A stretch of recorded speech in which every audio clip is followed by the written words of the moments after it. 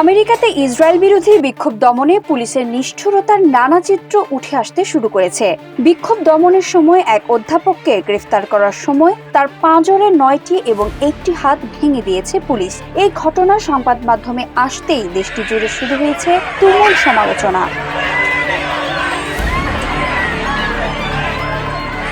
ভুক্তভোগী শিক্ষক নিজেই এক বিবৃতিতে পুলিশের এমন নিষ্ঠুরতার কথা জানিয়েছেন।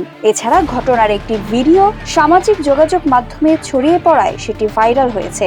যুক্তরাষ্ট্রের মিজৌরি অঙ্গরাজ্যের সেন্ট লুইসে ওয়াশিংটন ইউনিভার্সিটি ক্যাম্পাসে এই ঘটনা ঘটেছে। পুলিশের হাতে নিগৃহীত ওই শিক্ষকের নাম স্টিভ তামারি। সাউদার্ন ইলিনয়েস ইউনিভার্সিটি এডওয়ার্ডসভিলের ইতিহাসের অধ্যাপক তিনি। এছাড়াও মধ্যপ্রাচ্য বিষয়ক এক গবেষক ও বিশ্লেষকও তিনি। ইসরায়েল বিরোধী বিক্ষোভের প্রতি তিনি শুরু থেকেই সমর্থন জানিয়ে আসছিলেন। সামাজিক মাধ্যমে ছড়িয়ে পড়া এক ভিডিওতে দেখা যায়, গেল শনিবার ওয়াশিংটন বিশ্ববিদ্যালয় ক্যাম্পাসে স্টিভ তামারি দৃশ্যত বিক্ষোভকারীদের ছবি তোলার বা ভিডিও ধারণের চেষ্টা করছিলেন। এ সময় কয়েকজন পুলিশ সদস্য বেপরোয়াভাবে গ্রেফতার করে নিয়ে যান তাকে। এ সময় তিনি গুরুতর আহত হয়ে পড়েন।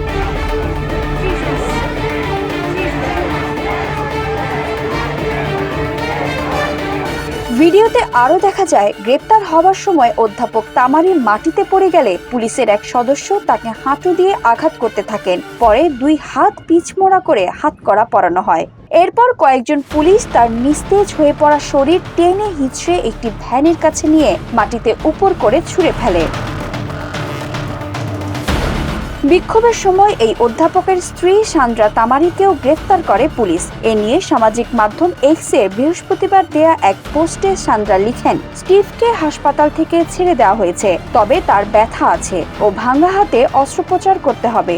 আর ঘটনার সময় গণমাধ্যমের সঙ্গে কথা বলেননি তারা। বিকি দাস, ৭১।